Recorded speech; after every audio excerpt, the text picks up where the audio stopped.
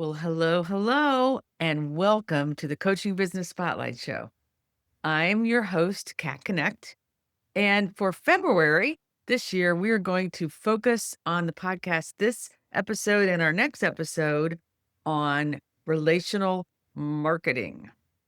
Here's the thing I, in my business, as a business coach, having a business training program, I lead for the Coactive Training Institute.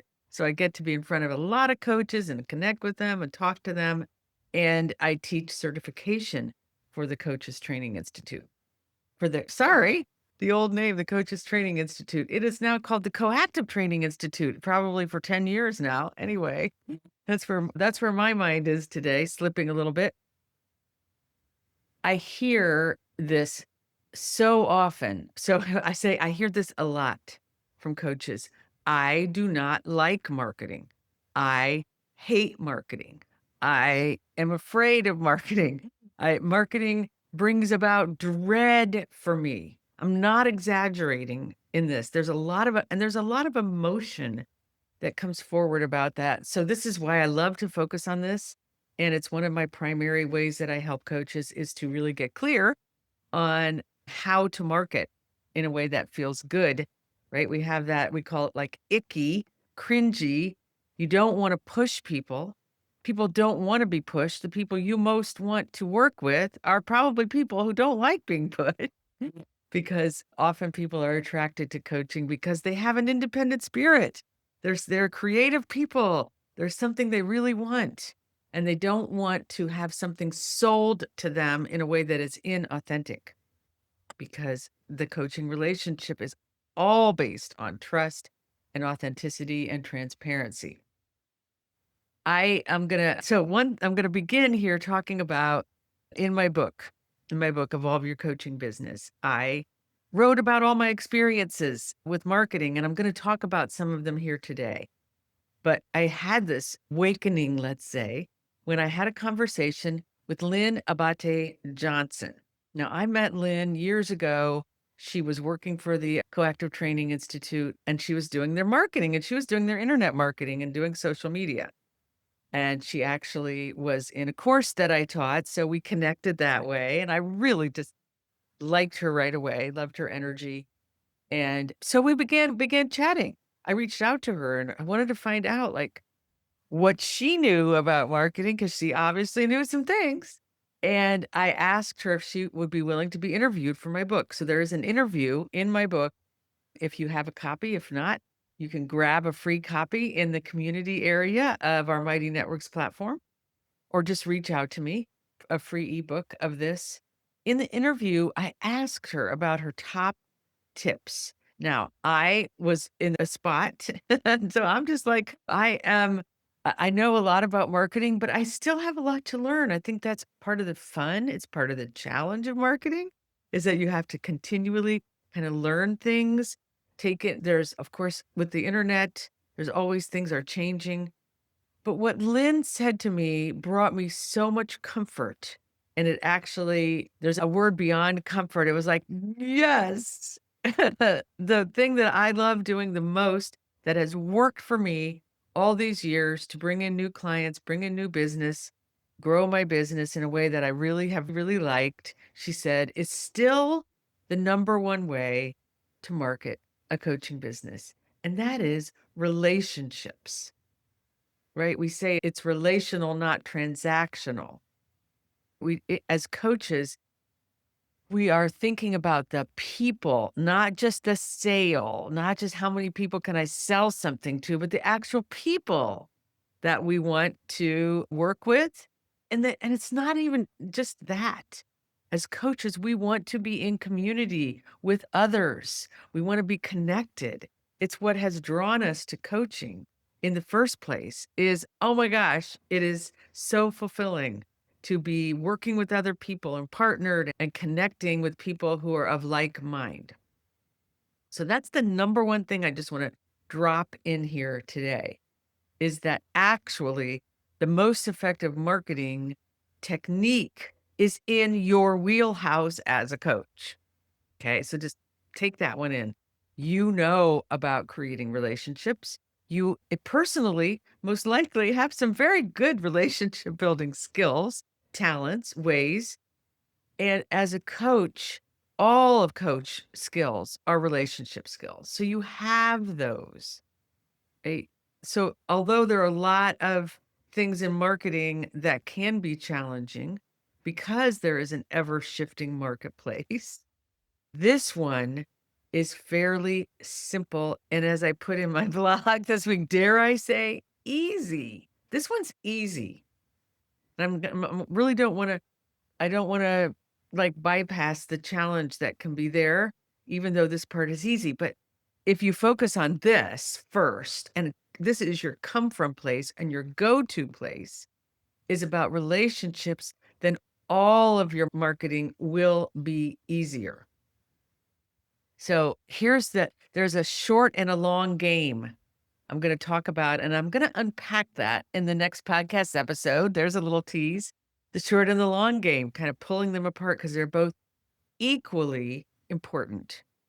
Just here's a little bit about that, and then I'm gonna go into some stories about how it's worked for me, so I hopefully can help you connect to your own story of building a successful coaching business.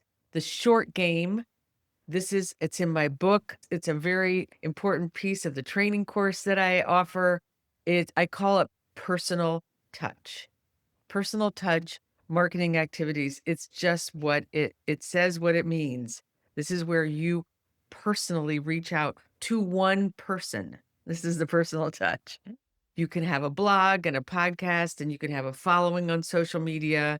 And there are so many ways the marketing works, and the personal touch is always going to be important to you, whether it's reaching out personally to a colleague or a friend with an offer or simply to chat, or whether it is when somebody likes something that you put out on social media, or whether they send you a message because they found something interesting in a post of or in a blog, or they saw you at a networking meeting and they met you. So many ways we connect with people. The personal touch, though, that is where we deepen that connection and we cultivate relationships. And it is always a good idea. The long game, the long game is remembering that those contacts that you make, those relationships that you cultivate might take years to actually bring a sale. Let's say, if you're thinking about it, and those, or actually bring somebody who's going to purchase your services or offers. It might take years. With some people, it does take years. And it's still a really, really effective way of marketing. So you want to be thinking about the short game and the long game. Okay. So holding that in your mind. That's number one. Relationship marketing is where you have talent, go to it first. When you think about what's a new marketing thing you want to do, think about, well, let's think about the relationships I have, right? And then who might I want to reach out to or connect with, or who might be interested in this? That's a way to begin thinking about your marketing. That might be a little shift for you to think about people first that you know. So, what I'm going to do today is I'm going to tell some stories. And I'm going to start at the beginning and kind of weave in some stories about how my coaching business, how I've used relationships, and I haven't used people. I want to be really clear on that, because relational marketing means you care about people. You're not just using people to get a client. You're actually creating relationships that matter to you, whether it's somebody you know or somebody you've never met. So I really want to make that clear. It's worked and it works, but it isn't something where it's just one-sided. It's actually, this is why having a niche is so important, is because you can be adding value to people's lives when you can speak specifically to problems and dreams that they have. This is always useful to other people. Because think about it. Before you became a coach, before you entered this wonderful realm of coaching, how many people asked you, "What is your dream? How is your vision going? How's your dream going? How fulfilled are you?" How many people didn't problem solve with you, but instead look deeper inside to see what's actually happening here that's getting in the way of what you want, right? So we know that as coaches, we help people in coach client relationship and with group coaching and other kinds of coaching. But we can also help people with marketing, and relational marketing is specifically, it's important to have that in your mind. So when I started out, this is my storytelling part. When I started out, like most of you, probably, I reached out to people I knew. What else was I going to do? Right? Yeah. I reached out to people I knew to see if they'd be interested. I did that, sent a whole email blast to people. I talked to people on the street. I just did a whole connecting with people that I knew to find out, to tell them about coaching and to find out if they were interested or if someone else they knew might be interested in my services. And even when I started out, I knew the importance of having a niche. So I chose the niche of entrepreneurs because most of the people, or many of the people I knew, were entrepreneurs. So there you go. Now that was my outreach. Here's how I can help people who have small businesses, who are entrepreneurs, who there's something they want to achieve. I started talking about it, and it didn't take long for the people I knew to refer people to me. So that's one of the number one when you're starting out or at any time, reaching out to people you know because they will know someone. And so the more you reach out to people you know and you talk to them and people who are get interested in what you're doing, the more likely they will get benefit because you'll talk about them and you'll help them and you'll support them and they will know somebody. So there's like, that is how I started. That is really all that I did in my first couple of years in business was the personal touch, reaching out to people I knew. This included a book club I had that I often talk about, just people I knew, even though the woman I knew who owned a bookstore allowed me to put a plaque up about my coaching services because I was promoting a book club and she was selling a book. Still, the people who showed up at that book club meeting were people that I knew, and there were a couple of people that the people I knew invited. So that it can be as easy and as simple as that.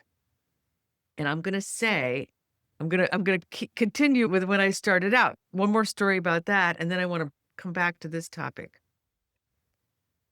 After I had been in business for a couple of years, I quit my job. I had 10 clients, which was enough money at the time.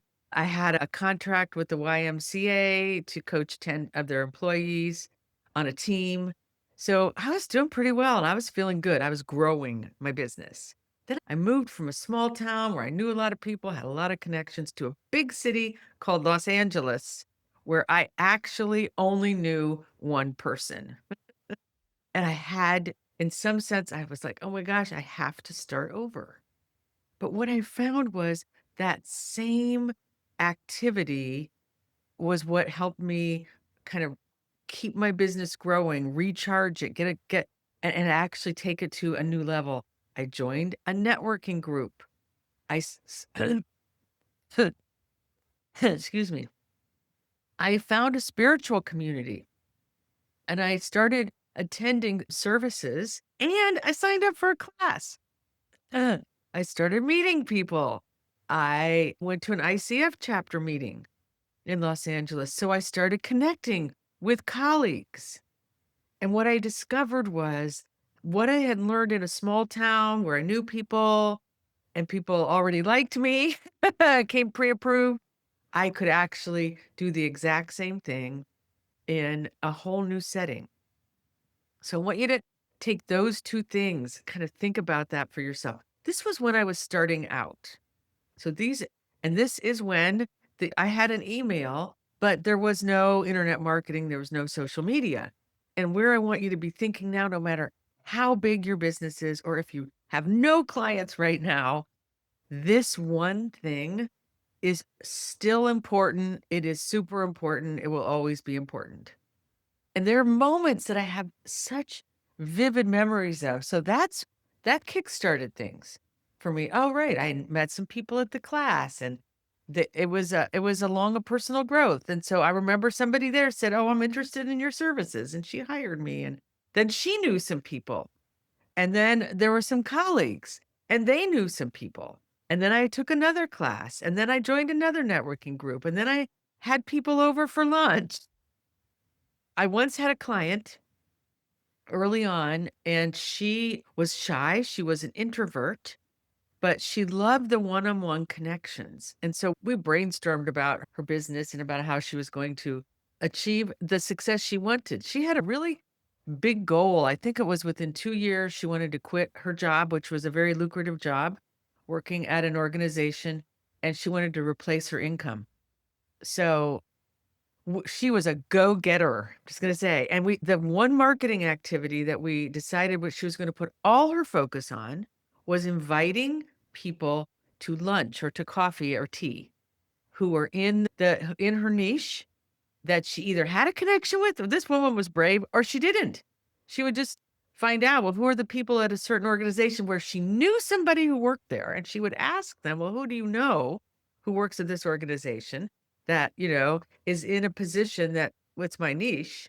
And they would make a connection, and she would take them out to lunch or take them out to tea and just talk to them. So here's the important piece about a lot of personal touch networking. Some of it is that short game. You're going to talk to a person and they're going to say, "Oh my gosh, I could really use your help." And you're going to talk to a person and 5 years later, they are connecting with you and asking you to set up a consultation. Equally important. Okay. So, this kind of moved on. I have 3 memories I had today preparing for this podcast. I remember I did this very thing. I thought, "Well, I'm just gonna set up some chats with people that I know." And then this was setting up chats with coaches so that I could connect with them. There were people I knew. I just wanted to find out what's going on in your world so that I could feel connection and perhaps in the conversation there would be something that would be sparked in me. Some brainstorming would happen that would have me going, "Oh, yeah, that's something I could do. I hadn't even thought of that." Happened. But there were two, I remember two distinct calls with colleagues that I had. These were the one colleague, I'm not gonna say we were like close friends, but we knew each other. We kind of had a real affinity for each other. I was talking to her about what I was doing, asking her about her business, and she's like, "Oh my gosh, that's what you're doing, Kat? I could really use your help." Actually, she became a client of mine for a couple of years. I had a call with my former coach. Because I was like, he really helped me with my marketing and getting my business going, and he needed my help. So it could actually that was really surprising to me. Like, I hadn't expected that I would have these chats with people and I would actually end up getting business. There's that short game. I remember one, and this has happened with more than one colleague of mine, again, really because my niche was so clear, and I was talking to her and she said, "Oh my gosh, I know somebody." And she sent me a client. And this is another piece of how it really works, how your business will build is that client, they were an ideal client and they referred people to me for years, years that I could trace back to this one conversation with a colleague. Probably, I don't know, 10 or 15 clients came from that. And then they knew people, right? So maybe it's old fashioned, it might seem to you, but it's still really effective. Here's the thing. This still works for me. There are a lot of more ways I'm going to unpack the personal touch. As I said, on the next episode, we'll look at the short and the long game. But last year, my business was in a bit of a slump. And there could probably be a lot of reasons why, but 2 I knew already because I moved and my focus was not on my business. I actually just didn't even I didn't have the bandwidth to do very much marketing.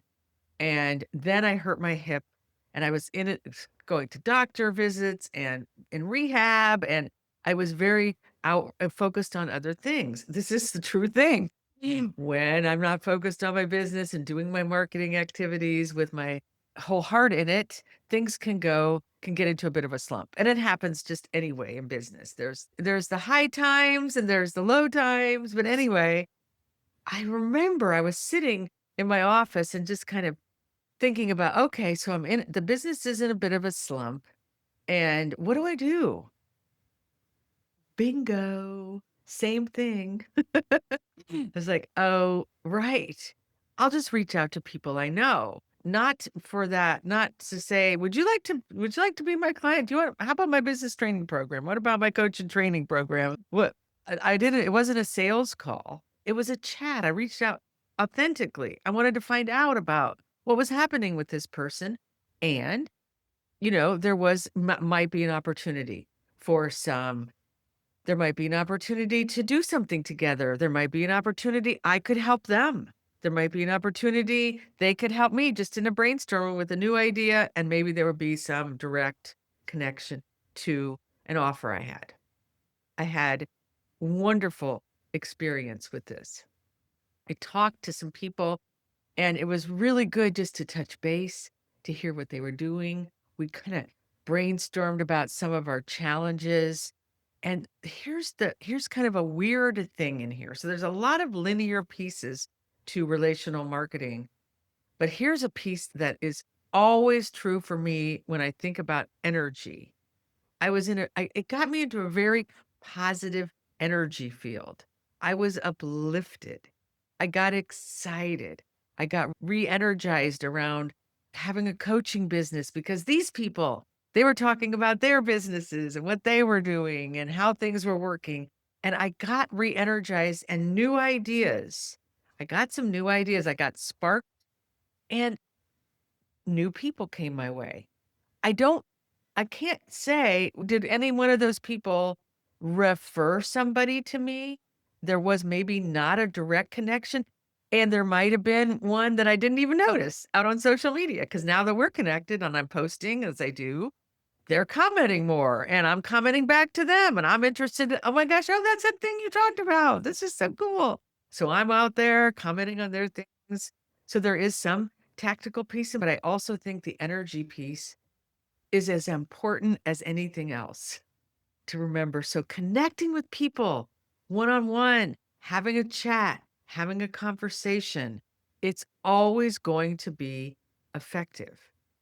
Getting out there, joining a group, joining a club, taking a class, that's fun. This does not have to be a big deal, and probably better if it's not.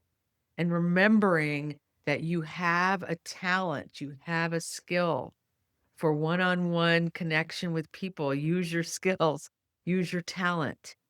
Here's a tip I'm gonna leave you with. I want you to set aside maybe an hour to really work on this. Will you do that? Set aside an hour because I think an hour is a good amount of time to get in and out. If you have 2 hours, all the better. Sit down and think about the business that you have right now. Again, this is, there are the 4 stages of a coaching business. Each one has some very specific ways you wanna go about this, and all of them have some way you wanna go about it. So think about in your stage, who are some people that would be fun to connect with, to have a actually have a conversation with, and make a list of those people. This is a really simple tip. And as you're spending this time thinking about the people you would like to have a chat with, you also want to think about, well, how do you want to talk about your business? What's important to you about your coaching business that might be important to them? Again, not a sales call, but a connection call. What are some things that you care about that you would want to include in this conversation? And you might even want to include it in the invitation because that's the second piece. Take a look at these people that you might want to connect with and pick 3. I just always say pick 3 and actually write a message to those 3 people and ask them if they would like to have a call. You can put your calendar link in. That can be a simple way, or you can just say, if they say yes, then you reach back out. However you want to do that, do it the way you do it. but give them a little spark. Like, I've been thinking about you. I'd love to connect because here's what's on my mind. Here's what I'm caring about right now in my coaching business or in my life. And I just would love to chat with you about it. This can be another coach. This can be a colleague. This can be a relative, an old friend, a new friend, somebody you're like, oh, I'd really love to have a conversation with you about this certain area of life that connects to your business, but can also, most importantly, connects to your heart. Have fun with that. Let me know how it goes. Next episode, you won't want to miss it. Join me. We're going to go to the short and the long game. I'm going to unpack the personal touch, how you do it for, I'm going to, money now, money later, clients now, the long game. So you can grow your business, keep your growing your business. So 2026 is your best year ever. Thank you so much for listening. I'll talk to you next time.